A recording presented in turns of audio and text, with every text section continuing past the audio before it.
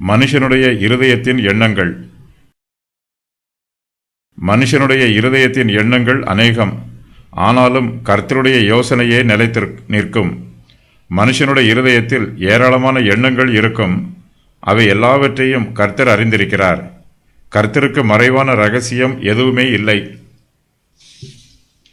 ஜாதிகள் கொந்தளித்து ஜனங்கள் விருதா காரியத்தை சிந்திப்பானேன்.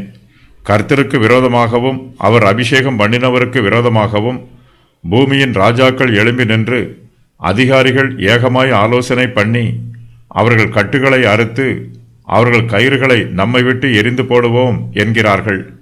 பரலோகத்தில் வீற்றிருக்கிறவர் நகைப்பார், ஆண்டவர் அவர்களை இகழுவார்.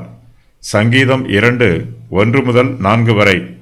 சீயோன் தீட்டுப்படுவாளாக, எங்கள் கண் அவளை காண்பதாக என்று சொல்லி அநேக ஜாதியார் உனக்கு விரோதமாக கூடியிருக்கிறார்கள். ஆனாலும் அவர்கள் கர்த்தருடைய நினைவுகளை அறியாமலும் அவருடைய யோசனையை உணராமலும் இருக்கிறார்கள். அவர் அரிக்கட்டுகளைப் போல அவர்களை களத்திலே சேர்ப்பார். மீகா 4:11-12. கர்த்தருடைய யோசனையே நிலை நிற்கும். மனுஷனுடைய இருதயத்தின் எண்ணங்கள் அநேகம், தன்னுடைய நினைவுகள் எல்லாம் சித்திக்கும் என்று மனுஷன் கற்பனை பண்ணி கொண்டிருக்கிறான். கர்த்தரோ மனுஷருடைய எண்ணங்களை மாற்றி போடுகிறார். தம்முடைய சித்தத்திற்கு விரோதமாக மனுஷன் சிந்திக்கும் போது கர்த்தர் மனுஷனுடைய சிந்தனையை அவமாக்கி போடுகிறார். மனுஷனுடைய எண்ணங்கள் நிறைவேறாதபடி செய்து விடுகிறார். தேசத்தின் ராஜாக்களும் தலைவர்களும் தங்களுடைய திட்டங்களும் எண்ணங்களும் உயர்ந்தது என்று சொல்லுகிறார்கள். தங்களுக்கு மிஞ்சின வல்லமை யாரிடத்திலும் இல்லை என்று ஆணவமாய் இருக்கிறார்கள். பரலோகத்தின் தேவனோ அவர்களை பார்த்து நகைக்கிறார்.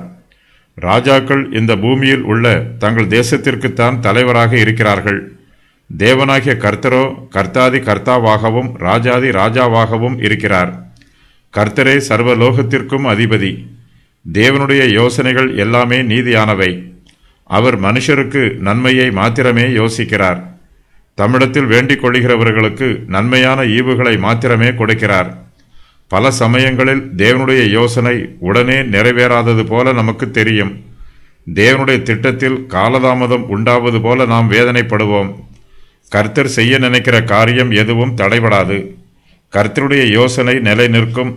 கர்த்தர் தமக்கு ஏற்ற காலத்தில் தம்முடைய சித்தத்தை நிறைவேற்றுவார். தங்களுடைய திட்டங்கள் நிறைவேறாதவர்கள் லூசிபர், ஆதாமும் ஏவாளும், யோசேப்பின் சகோதரர், பார்வோன், இஸ்ரவேலின் ராஜாக்கள், சவுல், ஏரோது, 40 யூதர்கள்.